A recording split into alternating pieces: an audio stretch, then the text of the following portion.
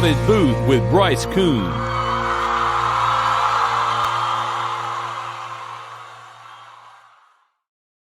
Hey everybody, Bryce Koon here alongside Josh Ahler.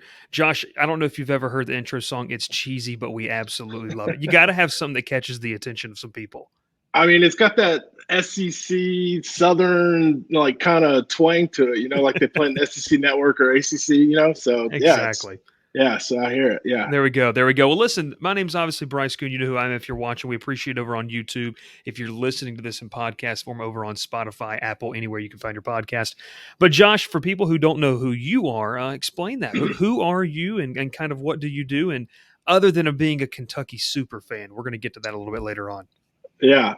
My name's Josh Ahler. Of course, I work with 24/7 Sports. I'm kind of like a Swiss Army knife. I do a little bit of everything. Do social media, it's mainly my main job basically. And then I'll dabble in e-com and just also promotions of the side. I do a lot of promoting for the CBS Game of the Week on, for the SEC game. So yeah, I'm all over the place. You and I were talking before this came on, was on the 24/7 Sports college football show. Used to do that weekly, but COVID kind of hit and that kind of took we kind of ended that. And then used to do it with Barton Simmons and then Trey Scott, of course. And then, of course, Barton ended up getting hired by Vanderbilt. So, I'm not foreign to talking Kentucky sports, of course. And I love college football, love college athletics. So I'm just happy to be here and talking what I love. So thanks for having me. Yeah, of course, as always. I think whenever I bring someone to talk Kentucky, usually we're talking about basketball, but I think it's a disservice to really talk about not talk about what Mark Stoops has brought to this program.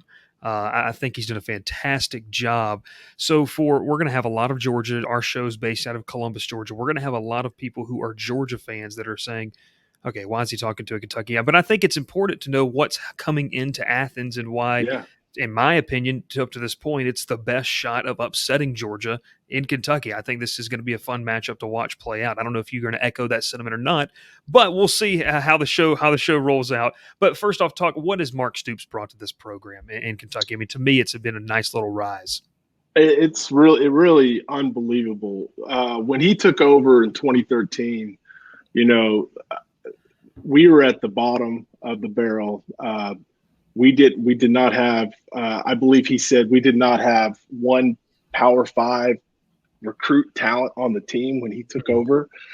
It was really bad. I think they had won only 3 SEC games in 3 years. So it was really bad when he took over, and to see where they were then and how he's gradually built it over time, it's just amazing. And especially as being a Kentucky fan, I tweeted this out the other day, not to give away my age. I'm 41 years old, been a Kentucky fan all my life, and I've never seen them 6-0 before.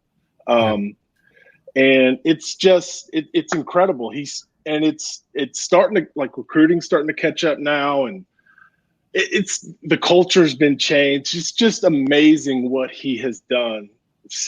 I guess 8 or 9 years that he's been there, and it's just as a Kentucky fan, could not be happier, could not be prouder of what they put on the field. And it's crazy, Bryce. Like Friday is Midnight Madness or Big Blue Madness, when the big basketball thing, and that's this time of year we're always talking about. When big recruits are coming to town and they put on a big show. Nobody's talking about it at all. It's all Georgia, Kentucky, or Kentucky beating LSU last week, and it's amazing. It really is. I never ever in my life would I have thought, if you would have told me 8 years ago that this is where we would be today, I wouldn't have believed. Yeah, a game in Athens between Georgia and Kentucky would receive more national attention than Big Blue Madness, and I'll say this, my 2 first cousins, they both went. They lived in Kentucky. They both went to UK, and they even went to a game this season, and they said the atmosphere from the time they were there. And I think they graduated about 5-6 years ago. It's completely different. I don't know when's the last time you've been to a game, but it's unreal from what I've heard. I haven't been since COVID, but it's completely like the Florida game. I've never heard it so loud on the TV like that before, right? And Florida had, I mean, you could probably argue that were they really false starts. I thought there were a couple of phantom false starts, but that's whatever. But it was so loud that Florida's offensive line couldn't hear the snap, the clap, or whatever. They couldn't get it going. They had somebody off. I mean, that was a huge part of the game, right? So, like, I've never seen an atmosphere from Kentucky cause that much problem to a visiting team. So, it's insane. It really is. Well, Kentucky's going to be walking into an atmosphere that is one of the best in the SEC. Obviously, they've been a part of that. Kirby Smart has built something special, but I think a lot of the narrative is what Georgia is, and obviously for good reason. Number one team in the country after last week. To me, it was kind of 1A, 1B until the first one fell. But I think Kentucky's defense is something that is going to be interesting to watch how they play against Georgia's offense. 18th ranked in the country. Now, compared to Georgia, which is just the numbers are just video game. Like, I feel like we're playing NCAA 14. Like, it's not even – and you got it on rookie mode and you're playing FCS Southeast, Southwest. That's what you're playing right now if you're Georgia. But this Kentucky team, I'll give you the chance to talk about the defense first. What does this defense have to do against Georgia's offense? It loves to run the ball, and we've seen the emergence of the play-action pass as well. Ooh, what do they have to do? That's a great question. I think Georgia – I've seen a lot of them. I would characterize them as a run-first team. I mean, I would think that they need to stop the run for sure. And I think Kentucky's done a really good job of doing that. They've been a really good stout defense. Kentucky's front seven's been really solid. Now, I will say, coming into this game, I'm a little worried about the defensive line depth. They've lost two players on the defensive line, Marquand McCall and then Octavius Oxendine were both out, and they're huge. Octavius Oxendine was huge last week against LSU. He had a monster game. And I think he might have been like SEC player, defensive player of the week, or maybe. I don't know if I made that up. But he's been incredible, and that's two big losses. So I'm a little worried about the defensive line depth there because Georgia's offensive line is, of course, really good, as everybody knows. And you got White in the backfield just toting that rock, and man, it's going to be a tall task for them to do. And they, it's like what I told Trey yesterday is, I mean, they have to be perfect. They have to be, Georgia's a 23 point favorite for a reason. So Kentucky's got to be perfect everywhere, and I think it starts up front with the front seven. We haven't really seen a team get to Stetson Bennett or JT Daniels or whoever seemingly lines up at quarterback, and sometimes that hasn't mattered. When you go back 2 weeks against Arkansas, I think they could have picked, frat guy number 7 out of the stands and just said, hand the ball off. That's how many times Georgia ran the football over 50 yards or over 50 times a game. But this is Kentucky defense. They're just allowing 17.5 points per game, a number sitting at just 305.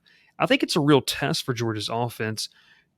Do you worry too much? And this is where Georgia has had success. If they start to stack the box like Auburn did, does that leave the susceptible for fans who don't know about Kentucky's defensive backfield? Do you feel like they're strong enough to go one-on-one with some of these receivers? Well, I think they do have a solid secondary. It's just I'm not sure that they've come across the athletes like Georgia yet. Florida, yeah. But they're not really a throwing team. They struggled against us, but again, that could be attributed to our defense. But yeah, they've done pretty well against the pass. It's just, again, Georgia's got really good players, athletic wide receivers.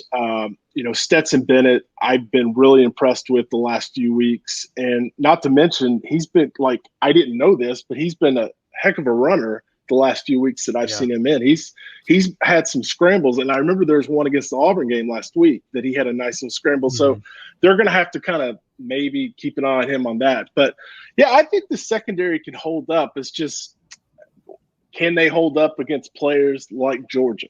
Yeah. Right? Can they keep that? And that's going to be the big question for me is, I guess we'll see early. We'll see what's going on. And, but yeah, I think they need to stop the run first and then I guess, worry about the pass later. So, well, and it's a lot easier said than done. Like you said, there's not many teams with the athletes that Georgia has. Obviously, it goes along with that is creating turnovers. I feel like that's going to be huge. You talk about playing perfect. I think you got to create some chaos to take Georgia's fan base, which is going to be hard, out of the game early on and kind of quiet them. But flipping over to the offensive side of the football, to me, I've been impressed with the play of Will Levis. I felt like, and truth be told, and you obviously you're a big Kentucky fan. You've watched, I would guess, every single game over the past couple seasons.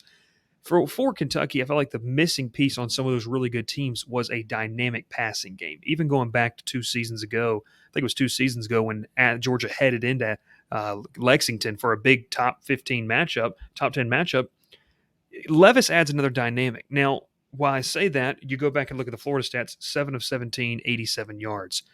Georgia's defense is obviously tough. Do you echo the sentiment of they're going to have to get the pass game going, cannot be one-dimensional against Georgia's defense? Just like I was talking about how the defense has got to be perfect, Will Levis has to be perfect. Yeah, in the Florida game, in the South Carolina game too, he didn't look comfortable in the pocket, and he kind of rushed throws, felt pressure that wasn't really there, and basically took off running before even like going through his progressions, it looked like. And then in the LSU game, he looked very comfortable. To me, he was the big reason why Kentucky won the game the way that they did. He played really well. It doesn't show on the stat sheet per se, but still, he was really, really good in that LSU game. Now, LSU versus Georgia. Georgia's, what Mark Stoops considered. I think he called them the college version of the '85 Bears. Which, is insane if you think about that. He's got to be perfect. Another problem for Kentucky on the injury front, they're down a wide receiver with Josh Ahler. He's out. He was probably the number 2 wide receiver behind Wando Robinson. And that's a big hurt. But they've got some big tight end targets that, that can step up. They've got a few other wide receivers. And, of course, Wandale Robinson, I believe that they have to get him the ball more than they have the previous 2 weeks, because when I look at Georgia, and I didn't get to see all the South Carolina-Georgia game, but I remember that little wide receiver kind of gave Georgia a little bit of trouble. And I think Kentucky's going to have to use Wandale in the same fashion to get that going. But no, I mean, good Lord, this Georgia defense they're incredible. It's just,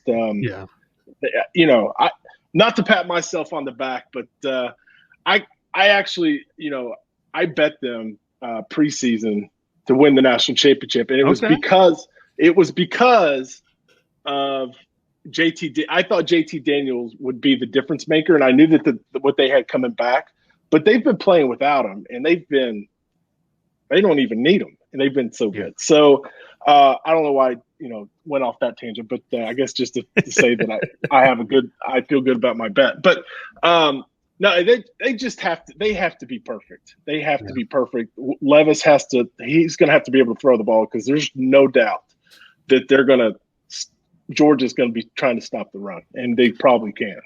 And I think, too, in Kentucky's sense, you can't go away from what makes you successful, and that's Chris Rodriguez Jr., obviously Cavassier Smoke as well. I mean, this is a Kentucky team that can run the football. They've shown that. But it's like you said, it's the battle of you don't want to run your head into a brick wall, which is what Georgia's defensive line is, but you can't be so one-dimensional where Georgia's defensive ends and their pass rush can pin their ears back and say, we know they're going to have to throw the ball because they can't run on us. Georgia's forced a lot of opponents into that sense. You talked about, obviously, the betting aspect of it and the spread on this game. Just tell me, we can go outright predictions right here if you want to as we kind of wrap this up. Are you taking the points? How are you looking at this? Because I'll say this, 2 weeks ago against Arkansas, I wasn't buying the 18.5 point favorite for Georgia. And what do? They go beat them 37-0. And I'm wary to take Georgia in the points here. Well, the Arkansas game, I got Georgia at 16, and but I didn't know before the game that Stetson Benton was playing that game. I thought JT Daniels was playing. I had no idea. I guess I should have checked, but it didn't even matter.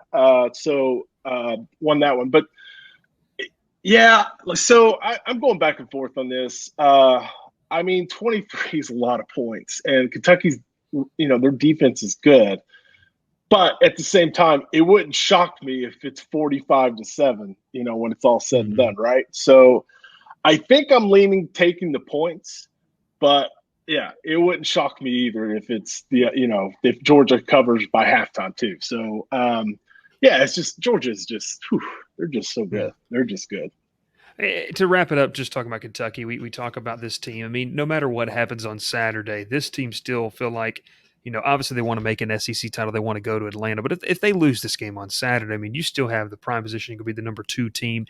And unlike, I feel like 2 seasons ago, you still have pieces to build with. 2 seasons ago, I feel like it was a lot of veteran, 3 years ago, veteran-laden talent. This, to me, is still a relatively young team that's got a lot of young stars. You talked about some guys that obviously with Ali going down, you're going to have some guys step up. The talent's there, the recruiting's there. When you look at the rest of the season, just for Kentucky in a nutshell, I mean, how excited are you as a fan to kind of see how the rest of the year pans out for them? I'm very excited, very excited. Look, they're probably not going to make the playoff, which is fine. But look, as a Kentucky fan, that's fine. Look, we've been going to the Music City Bowl and the whatever bowl for the one in Memphis, the Liberty Bowl. Sorry, whatever. Like for the past, I don't know, 5-10 years, I want to go down to Florida for a change. Maybe Louisiana, like the Sugar Bowl. So I'm looking forward to Florida trip. But I will say, look, being a Kentucky fan, there's no givens at all. Right. So look, they've had a hard time beating Tennessee, and Tennessee looks like they're on fire right now. So that game's starting to scare me. And then Mississippi State, I mean, they're okay, but that's always a tough place to play. They have to go down to Starkville. There's not a bunch of gimmies on the schedule, but even if they lost one more after this, they're 9-2 or 10-2, whatever it is. So, and that's, we should be going to Florida then, right? So, for a vacation.